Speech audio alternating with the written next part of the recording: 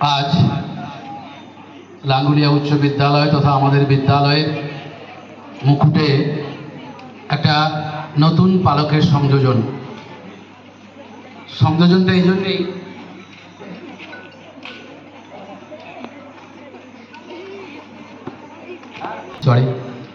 তো মুকুটে পালকের সংযোজন এই জন্যই করলাম যে আজকে আমাদের বিদ্যালয়ের শিক্ষক, বাংলার শিক্ষক মহাশয় মাননীয় শ্রী জয়ন্ত মুখার্জি মহাশয়, উনি বাংলা পক্ষের তরফ থেকে বিদ্যাসাগর জাতীয় শিক্ষক সম্মান লাভ করেছেন। বীরভূম জেলায় একজনকেই সিলেক্ট করেছেন ওনারা, তার মধ্যে আমাদের বিদ্যালয়ের জয়ন্তবাবু। বাকি আরও বিভিন্ন জেলায় একজন করে সিলেক্ট করেছেন। তো জয়ন্তবাবুর এই পাওনায় আমরা সকলেই খুব গর্বিত।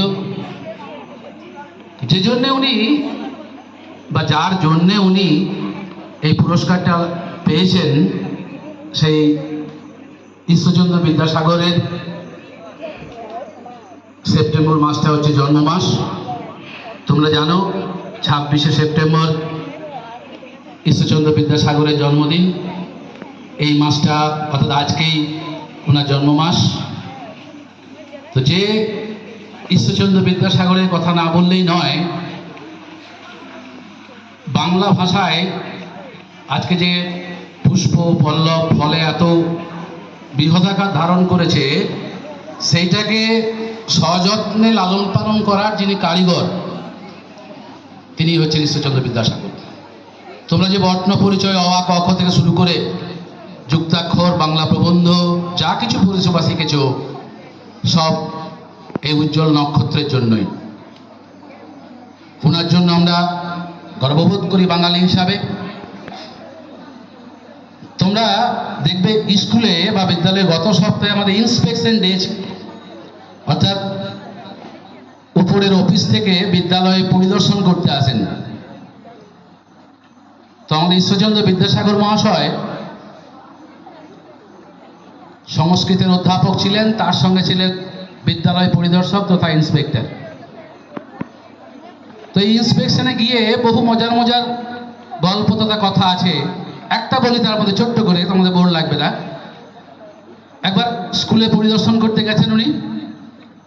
স্কুলে গিয়ে বিভিন্ন ক্লাসে যাচ্ছেন, ছেলে মেয়েদের বিভিন্ন বিষয়ে দেখছেন।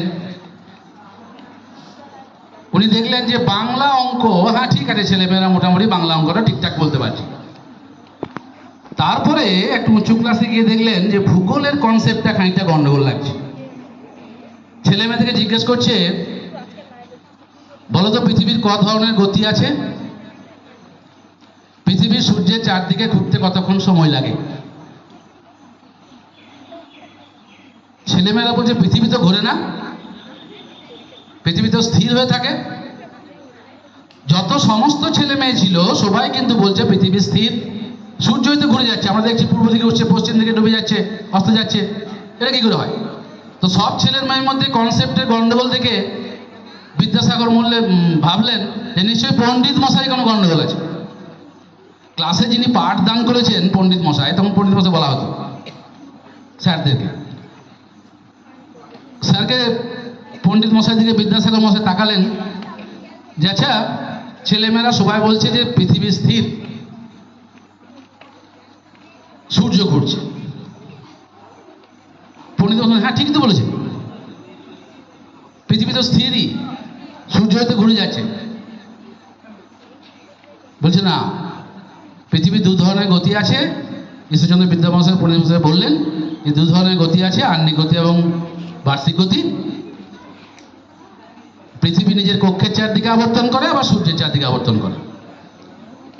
পণ্ডিত মশাই বললেন ঠিক আছে, পৃথিবী ঘুরুক, পৃথিবী ঘুরছে তো ঘুরুক, চিরকাল ঘুরে যাক, আমার কি, আমার আপনার কি।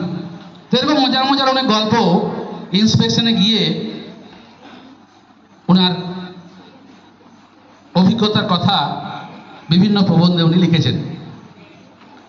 তো এই যে পণ্ডিত মশাই বা শিক্ষকরা যখন তাদের একাডেমিক অর্থাৎ পড়াশুনো শেষ করার পরে একটা টিচার্স ট্রেনিং নিতে হয়, মানে শিক্ষকতা কী করে করব তার ট্রেনিং নিতে হয়।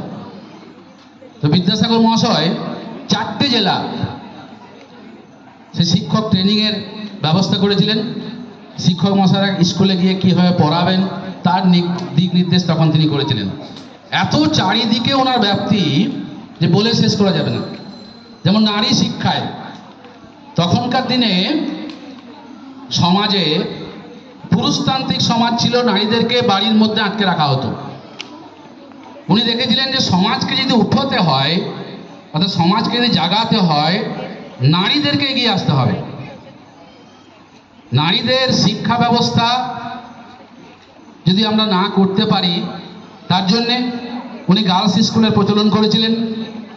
তারপরে সেই সময় সমাজে বাল্য বিবাহ চালু ছিল, বিধবা বিবাহ ছিল না। অল্প বয়সে বিয়ে হওয়ার পরে যখন স্বামী মারা যেত তারা সেই চিরকালের বিধবা হয়ে থাকতো। আরও নারীদের বহু সংস্কারের দিকে সতীদাহ প্রথা ইত্যাদি ইত্যাদি বহু জায়গায় তার অবদান তিনি রেখেছিলেন। তো তার মধ্যে যেটা আমাদের সতীদাহ প্রথা, সতীদাহ প্রথা মানে হচ্ছে তোমার অল্প বয়সে বিয়ে হয়ে যাওয়ার পরে স্বামী মারা গেলে স্বামীর চিতায় স্ত্রীকেও জ্বালিয়ে দেওয়া হতো, পুড়িয়ে দেওয়া হতো। সেইগুলো রোধের ব্যাপারে বিভিন্ন রকম করেছিলেন। তারপরে যেটা সবচেয়ে বড় ব্যাপার সেটা বিধবা বিবাহ আইন। বিধবা বিবাহ চালু করেছিলেন সমাজের রক্তচক্ষুকে উপেক্ষা করে। নিজের ছেলের